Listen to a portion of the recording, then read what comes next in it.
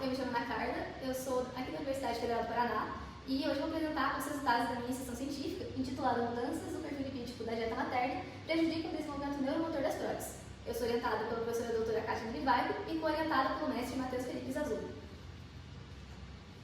A gestação é um período crítico para o desenvolvimento fetal e dessa forma, quaisquer perturbações durante essa etapa da vida podem acarretar em perturbações na formação desse feto, incluindo alterações na saúde materna e alterações nutricionais, são capazes de prejudicar o desenvolvimento de toda uma gestação.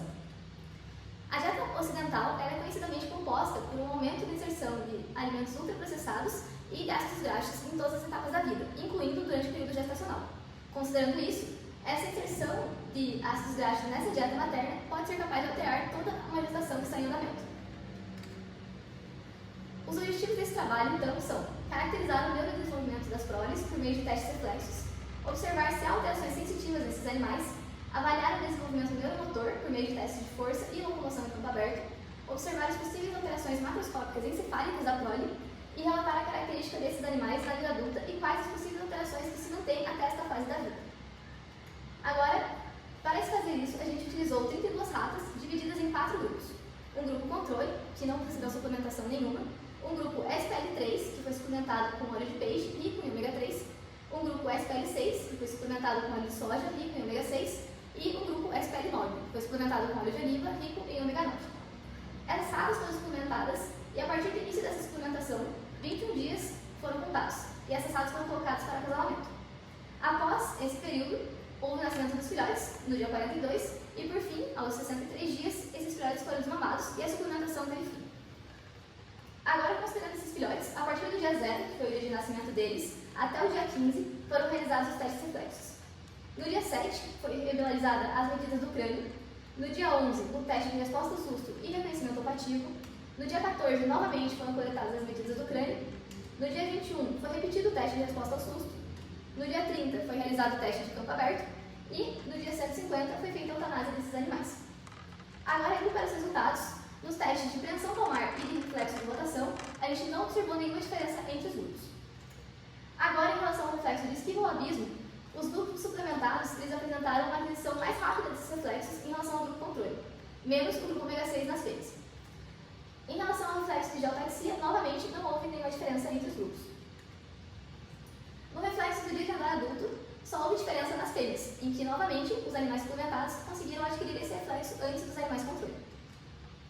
Agora, quando a gente considera o panorama geral de aquisição reflexa desses animais, a gente pode observar que há sim uma diferença entre os grupos. O período de aquisição desses reflexos, ele difere entre todos esses grupos. Utilizando essas formas dessa aquisição reflexa, a gente realizou a análise de procrústicos, em que a gente obteve esse seguinte resultado. Nele, a gente pode perceber que o grupo que mais se distancia do padrão do controle é o grupo ômega 3. O grupo ômega 6 ele é o grupo mais intermediário e o grupo que tem um padrão reflexo mais próximo ao grupo controle é o grupo ômega 9. Nas fêmeas, esse resultado foi um pouco diferente. O grupo que mais se distanciou do resultado do controle foi o grupo ômega 9, seguido então pelo grupo ômega 3, que teve um resultado intermediário, e o grupo ômega 6, que teve um resultado muito próximo ao grupo controle. Agora, em relação ao limite de sustentação desses animais, nos machos, todos os grupos suplementados apresentaram um maior limite em relação ao grupo controle. Nas fêmeas, não houve diferença entre os grupos. Agora, em relação à força de suspensão calculada pelo teste de suspensão pelos membros escapulares, todos os grupos suplementados, tanto em machos quanto em fêmeas, obtiveram uma maior força de suspensão no primeiro dia, com um resultado especial ao grupo ômega 3 nas fêmeas, que obteve uma maior força em relação a todos os outros grupos. Agora, quando a gente considera essa força de suspensão ao longo dos dias, a gente pode perceber que o grupo controle ele tem um aumento gradual nessa força. Esse aumento ele é tempo dependente, então com o passar dos dias, esse grupo vai adquirindo uma maior força muscular. Os grupos suplementados, por outro lado, muito provavelmente por já apresentarem uma maior força desde o primeiro dia, não têm esse aumento tempo dependente, tanto em machos quanto em fêmeas que isso é observado. Agora, em relação ao padrão auditivo desses animais, novamente há uma diferença muito clara entre todos os grupos. O grupo ômega 6 nos machos ele apresenta uma audição muito melhor do que o grupo controle. O contrário é observado nos grupos ômega 3 e ômega 9, que apresentam um prejuízo dessa audição. Nas fêmeas, o resultado ele foi meio parecido com esse do controle, e todos os grupos novamente diferiram entre si. Agora, aos 21 dias, quando esse teste foi repetido, essa diferença antes observada ela deixou de existir. Todos os grupos conseguiram se adequar ao padrão auditivo do grupo controle. teste de reconhecimento olfativo, os grupos ômega 3 e ômega 6 em machos, eles apresentam um menor tempo fora do ninho, isto é, eles têm uma maior capacidade olfativa. Aí, em relação agora ao grupo ômega 6, por outro lado, eles apresentam um maior tempo fora do ninho, o que significa que eles não conseguem adquirir essa aquisição olfativa e identificar o cheiro familiar de sua mãe. Esse resultado ele pode ser uma questão compensatória, quando você compara com o resultado do teste auditivo apresentado anteriormente. Em relação às fêmeas, novamente o grupo ômega 6 apresenta um reconhecimento olfativo muito pior que os outros grupos, novamente da mesma forma que ocorre em machos. Em relação agora ao volume do crânio desses animais, os grupos ômega 6 e ômega 9 apresentaram um aumento desse tamanho craniano nos machos. O grupo ômega 3, por outro lado, apresentou uma redução.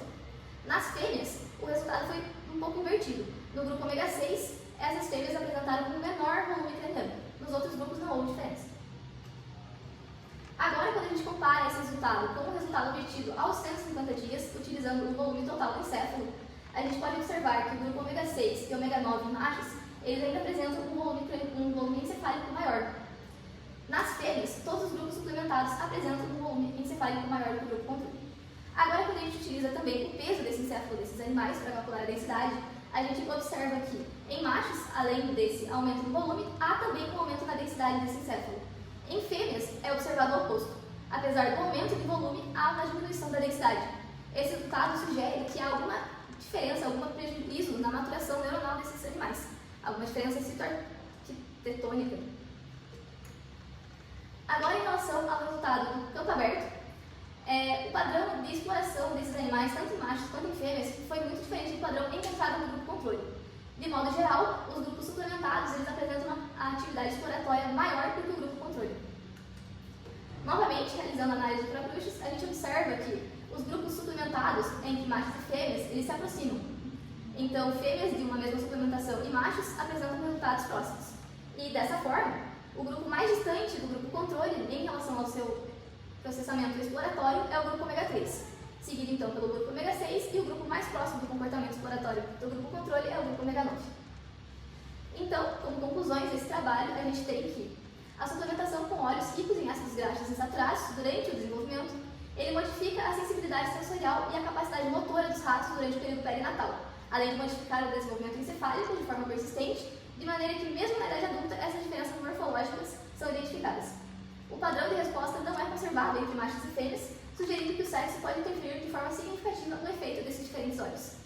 E é isso, muito obrigada pela atenção.